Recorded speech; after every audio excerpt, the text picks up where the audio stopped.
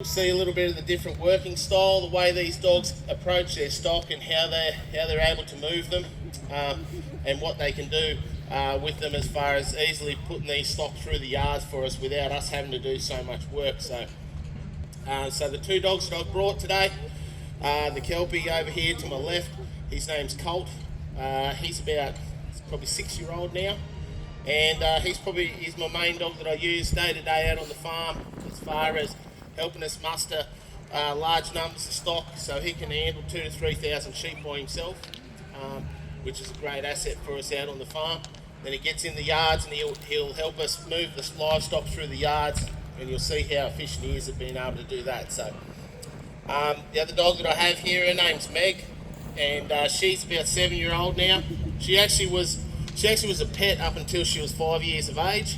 She belonged to a mate of mine, and he just come down one day and asked whether he could see if she'd do something, and she just had some real nice natural instinct, and I just took her over and trained her. I actually took her, we do some demonstrations at Sydney Royal Easter Show, and I trained her in 3 weeks and took her to the Easter Show and done the demonstrations with her. So just goes to show you can teach an old dog new tricks. So she's a very handy dog as far as out in the paddock. She's quite good on quite flighty stock. She's got a lot of nice natural feel on her stock, and you'll see how she's very calm in the way she moves around her stock, possibly compared to what the Kelpie is, a little bit more hustle and bustle and wants to get the job done. So the Kelpie obviously is a bred for the Australian conditions. They are quite hardy and have a very high work drive in the amount of work that they can get through for the day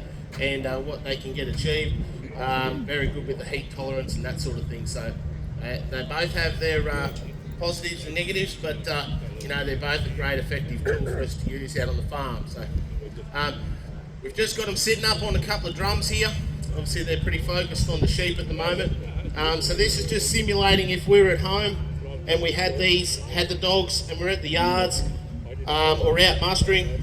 We probably don't need the dogs to be all working at once. So they're taught to individually wait until they're asked to come and do the job. And we use their name to associate that to come and do the task. So we might have them at the yards, and we might be have them on the back of a buggy, and it's only one dog task.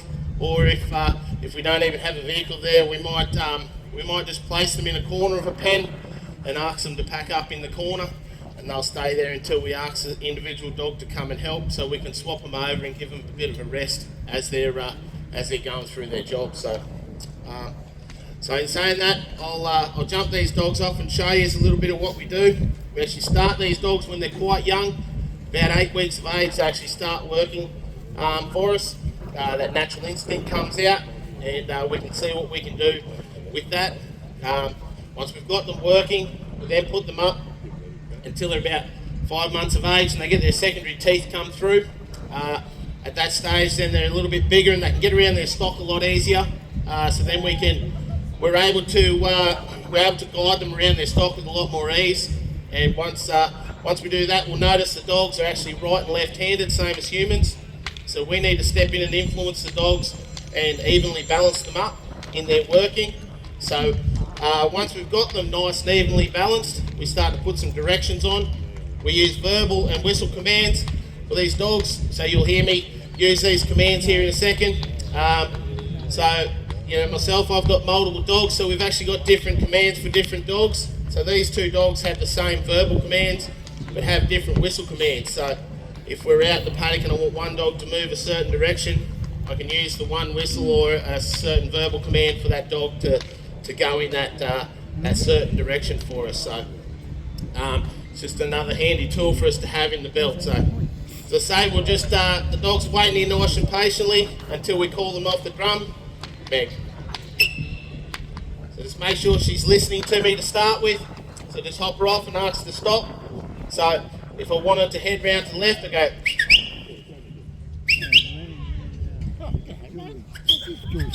Or to go to the right. See you, mate. He's probably Michael Kelly. You remember him? So we can change them directions and move them wherever we need to. Then she'll go and naturally balance them sheep up to me. It's just what we've taught them as a little pup. And so she's just like Meg. Meg. So she's learned this as a little pup. It's just like when we're out in the wild, and she's pretty well bringing me my stuff over. She does a bit more work. Meg. Meg. So we bring them over here, and we can open the gate. She'll balance them sheep up, bring them into the pen for us.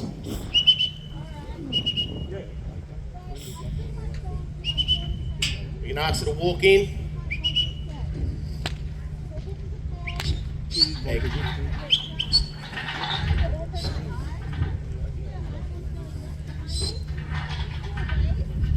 Here, Meg.